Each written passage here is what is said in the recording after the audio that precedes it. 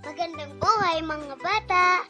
Tara, samahan ninyo akong matuto kasama si Teacher Aika, your online teacher. Please don't forget to subscribe, like, share, and hit the notification bell for more videos. Thank you! Matatag Curriculum, Reading and Literacy, Grade 1, Quarter 3, Week 1, Day 2. Our topic for today is about infer character feelings. This is Teacher Aika, your online teacher. Let's start! Learning objectives. At the end of the lesson, the learners can A. Sound out words accurately. B. Recognize vocabulary referring to community. C. Read high-frequency words. D. Infer character feelings.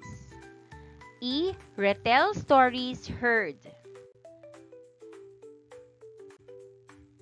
Balikan natin ang kwento ni Didi. Ano ang mga pangyayari na natandaan mo sa kwento? Sagot, natandaan ko sa kwento na si Didi ay isang aso na nakita ng mga bata sa paaralan.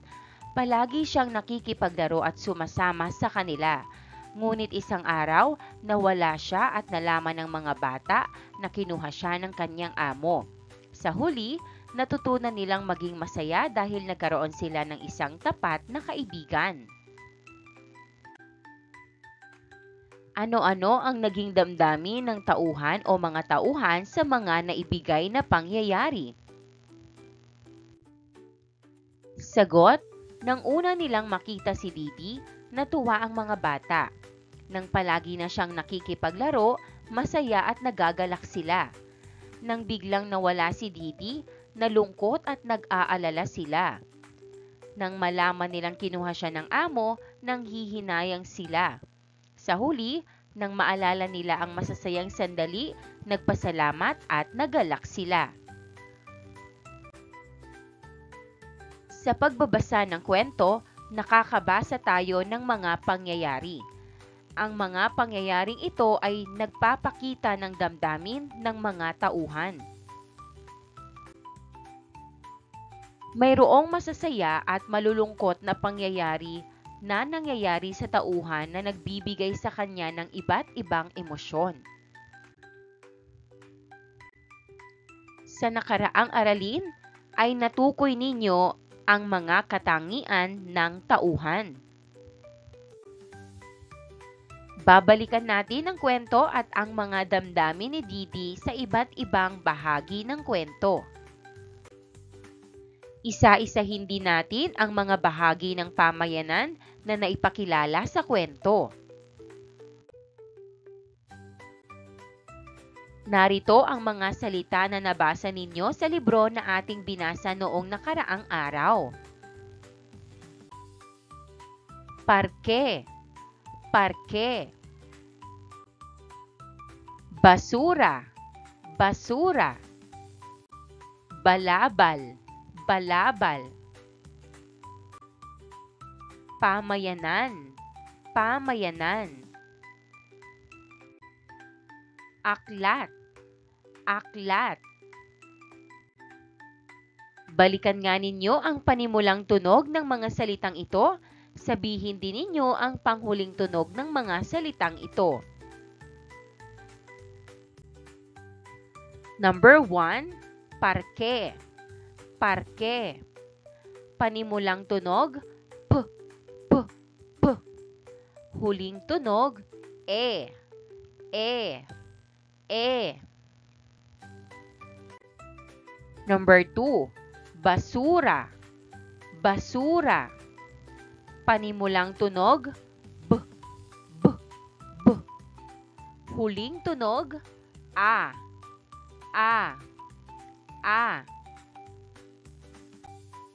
Number 3, balabal. Balabal. Panimulang tunog, b, b, b. Huling tunog, l, l, l. Number 4, aklat.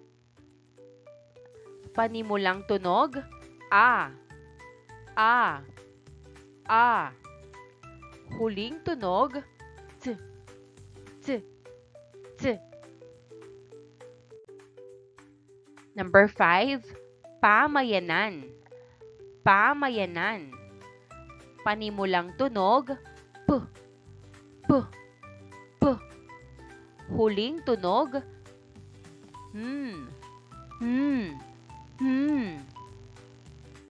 Ngayon ay punan natin ang mga pangungusap ng angkop sa mga salita. 1. Ang mga aklat ay nasa silid-aklatan. 2. Ang mga basura ay dapat itapon sa tamang basurahan. 3. Maraming tao ang naninirahan sa pamayanan. 4. Ang parke ay puno ng puno. 5. Nagsuot ang babae ng balabal dahil malamig. Sa aking muling pagbasa, tukuyin ninyo ang mahahalagang pangyayari sa kwento. Itala ninyo ang naging damdamin ng mga tauhan sa mga pangyayaring naitala.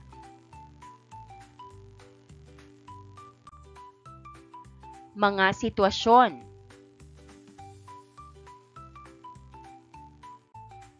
1. Hindi pa nakikilala ni Didi ang mga bata. Sagot, damdamin. Nagtataka si Didi. Ang mga bata ay curious o nagtataka. 2. Nakita ni Didi ang mga bata. Sagot, damdamin. Natuwa si Didi. Ang mga bata ay nagalak na may bagong nakita. 3. Naging kaibigan ni Didi ang mga bata. Sagot, damdamin. Masaya at maligaya si Didi at ang mga bata. 4. Nagkasakit si Didi. Sagot, damdamin. Malungkot at nag-aalala ang mga bata. Mahina si Didi. 5. Nalaman ng mga bata kung saan nakatira si Didi.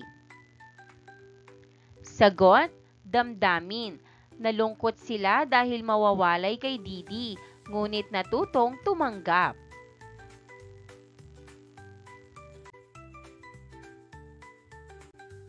Balikan natin ang kwento. Sabihin mo kung ano ang pinakamahalagang pangyayari. Huwag kalimutan na kapag nagbabalik sa kwento, kailangang maipakilala muli ang tauhan, tagpuan, suliranin, solusyon at katapusan ng kwento.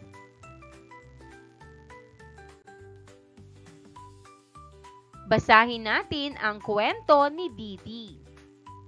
Isang araw, may isang maliit na aso na napadpad sa bakuran ng paaralan. Siya ay kulay puti at may tali pa sa leeg. Tinawag siya ng mga bata na Didi. Tuwing uwian, palaging sumasama si Didi sa mga bata. Nakikipaglaro siya, tumatakbo at minsan ay tumutulong pa sa pagbabantay ng mga gamit.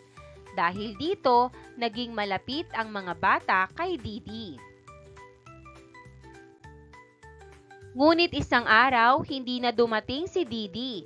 Hinanap siya ng mga bata, ngunit hindi nila makita. Napag-alaman nilang siya pala ay muling kinuha ng kanyang tunay na amo. Nalungkot ang mga bata dahil namimiss nila ang kanilang kaibigan. Sa huli, natutunan ng mga bata na kahit saglit lang nilang nakasama si Didi, masaya silang nagkaroon ng isang tapat at mabuting kaibigan. Tauhan, si Didi at ang mga bata. Tagpuan, bakuran ng paaralan o lungsod. Suliranin, nawala si Didi at hindi na dumating. Solusyon, nalaman ng mga bata na kinuha siya ng kanyang amo. Katapusan, natutunan ng mga bata na tanggapin ang pagkawala ni Didi at masaya silang nagkaroon ng tapat na kaibigan.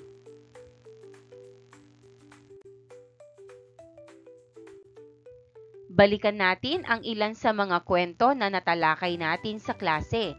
Itala natin ang tauhan, tagpuan, problema, solusyon, at wakas.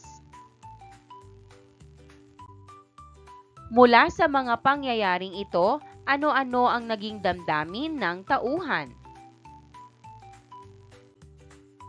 Narito ang talaan ng isa pang damdamin na maaaring maramdaman ng mga tauhan sa kwento. Ang nagagalak ay nakakadama ng labis na tuwa. Ang nagagalak ay nakakadama ng labis na tuwa. Ang nasasabik ay umaasa sa isang magandang pangyayari. Ang nasasabik ay umaasa sa isang magandang pangyayari. Ang nag-aalala ay nakakadama ng takot at lungkot. Ang nag-aalala ay nakakadama ng takot at lungkot. Ang nanghihinayang ay nalulungkot sa hindi pagkatupad ng isang bagay. Ang nanghihinayang ay nalulungkot sa hindi pagkatupad ng isang bagay. Ang nanghihilakbot ay nakakadama ng labis na takot. Ang nanghihilakbot ay nakakadama ng labis na takot. Ano-ano ang mga kwento na nagpaparamdam ng ganitong damdamin sa mga tauhan? Sino ang gustong magbahagi? Nagagalak ang kaarawan ni Ana. Masaya ang mga tauhan sa handaan. Nasasabik ang paglalakbay ni Juan. Sabik ang tauhan na makita ang bagong lugar. Nag-aalala si Pagong at si Matsing. Nag-aalala si Pagong sa mga plano ni Matching. Nanghihinayang ang alamat ng pinya. Nanghihinayang ang ina sa ugali ng anak. Nanghihilakbot ang higante sa gubat. Natakot ang mga bata sa higante.